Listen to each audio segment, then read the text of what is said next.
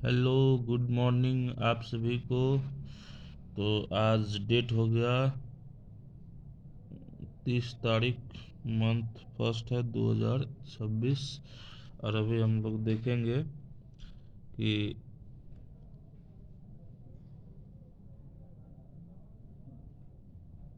How torque generated how torque generated by a dipole when placed in a uniform electric field. कि जब एक dipole को हम uniform electric field में रखते हैं तो वहाँ पे कैसे टॉर्क जनरेट होता है, इसके बारे में हम लोग देखेंगे। तो आइए सबसे पहले यूनिफॉर्म इलेक्ट्रिक फील्ड बनाते हैं। ऐसे सबके बीच का डिस्टेंस सेम होगा, पैरेलल होगा, तो ये क्या होगा, यूनिफॉर्म इलेक्ट्रिक फील्ड होगा। तो ये सब क्या है, यूनिफॉर्म इलेक्ट्रिक फील्ड है। इसके अंदर हम एक डाइपोल रखते हैं। ये डाइपोल अपना डाइपोल हो गया। इधर ले लिए माइनस क्यू चार्ज, यहाँ पे ले लिए plus Q charge. Electric field है तो प्लस किधर जाएगा, रेडियली आउटवर्ड, मतलब इस डायरेक्शन में। माइनस जाएगा opposite to the electric field, मतलब इस डायरेक्शन में। अब इलेक्ट्रिक फील्ड में है तो उसका अपना एक फोर्स होगा इस चार्ज के ऊपर। वो क्या होगा, एफ बराबर, हम लोग पढ़े हैं, क्यू ई। चूंकि फोर्स पर यूनिट चार्ज क्या होता है, electric field, F upon Q, तो एफ बराबर क्या हो जाएगा, क्यू इंटू ई, यानी एफ क्यू ई। ये हो गया चार्ज। अब देखिए इसमें यहाँ भी क्यू ई ही होगा, इधर भी क्यू ई ही चार्ज फोर्स होगा। तो जितना फोर्स इधर उतना ही फोर्स इधर, यानी नेट फोर्स अगर देखा जाए एफ नेट, तो हमारा क्या होगा, जीरो होगा। लेकिन दोनों का लाइन ऑफ एक्शन अलग अलग है। लाइन ऑफ एक्शन मतलब यहाँ पर जितना फोर्स है उतना ही फोर्स यहाँ पर है, लेकिन पॉइंट अलग है। एक फोर्स इस पॉइंट पे और एक फोर्स इस पॉइंट पे। अगर दोनों फोर्स सेम पॉइंट पे इतना ही मैग्नीट्यूड के साथ अपोजिट डायरेक्शन में होता तो हम लोग कहते कि लाइन ऑफ एक्शन क्या है, सेम है। लेकिन यहाँ पे लाइन ऑफ एक्शन क्या हो गया, अलग अलग है, एक यहाँ पे और एक यहाँ पे। और डाइपोल है तो बीच में सेंटर हो गया, यहाँ का डिस्टेंस एल, यहाँ का डिस्टेंस एल। ठीक बात।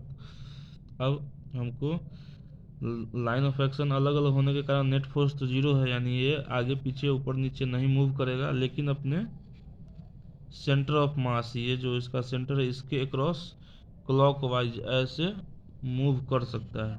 तो वो किसके वजह से होगा, टॉर्क की वजह से। तो वही टॉर्क कितना होगा हम लोग को निकालना है। तो आइए सबसे पहले टॉर्क होता क्या है, तो force into perpendicular perpendicular distance को हम लोग क्या बोलते हैं, टॉर्क बोलते हैं। तो लेंथ यहाँ से यहाँ तक का लेंथ एल है, ठीक है। यहाँ का परपेंडिकुलर डिस्टेंस क्या होगा दोनों के बीच का, ये होगा टुक टुक टुक टुक टुक, इसको ऐसे मिला देंगे, टुक टुक टुक टुक टुक, ठीक है। अच्छा, ये इलेक्ट्रिक फील्ड लाइन के साथ ये डाइपोल का एंगल कितना बन रहा है, थीटा। यहाँ थीटा, तो ये भी हो जाएगा थीटा, क्योंकि पैरेलल लाइन पैरेलल लाइन की वजह से। तो अगर ये थीटा जैसे ही हो गया तो इसका दो कंपोनेंट होगा डाइपोल का। एक होगा इधर एल, एल कॉस थीटा, एक होगा इधर एल साइन थीटा। ये वाला अगर एल साइन थीटा होगा तो ये भी कितना होगा, उसके पैरेलल हो जाएगा, तो ये होगा आपको एल साइन थीटा।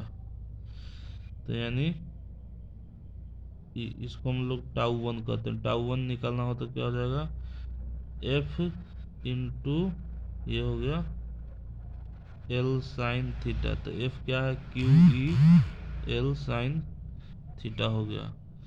अब आइए इधर हम लोग आते हैं यहाँ पे, तो यहाँ पे भी यही है।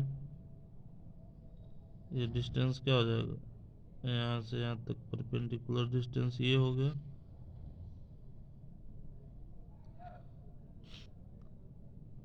ये थीटा तो ये भी थीटा हो जाएगा। ये भी थीटा, तो एक बनाएंगे तो ये एल कॉस थीटा, तो ये एल साइन थीटा, तो ये भी क्या हो जाएगा एल साइन थीटा, ये भी हो गया। तो इधर भी यानी टाउ टू ये भी हो गया Q E L sine theta.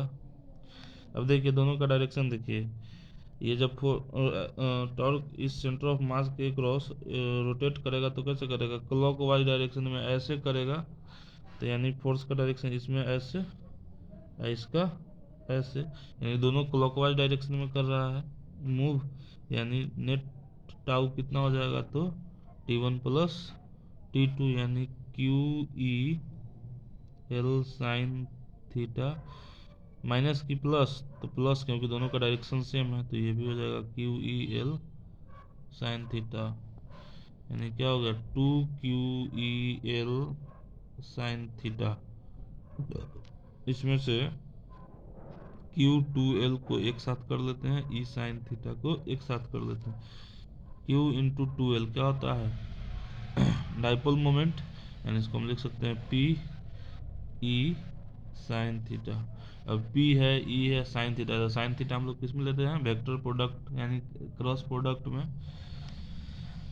तो अगर टाउ का वेक्टर फॉर्म पूछे तो हम क्या लिख सकते हैं P cross E, P cross E।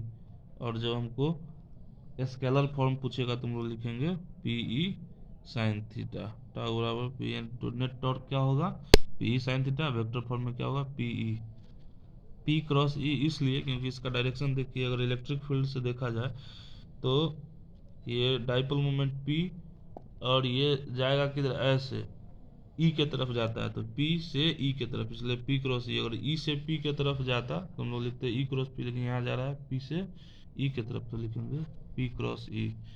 तो ये हो गया वेक्टर फॉर्म, ये हो गया स्केलर फॉर्म। ये एग्ज़ाम में आता है, 12th के एग्ज़ाम में कभी कभी डेरिवेशन पूछता है इसका, तो इसको अच्छे से लिख के समझने का प्रयास करिए, अच्छा से इसको नोट डाउन करके पेन डाउन करके एक दो बार प्रैक्टिस कर लीजिएगा। दिक्कत हो तो कमेंट बॉक्स में आके पूछ सकते हैं। और ये अच्छा टॉपिक है, आज के लिए इतना ही, फिर आगे नेक्स्ट टॉपिक में बताएंगे।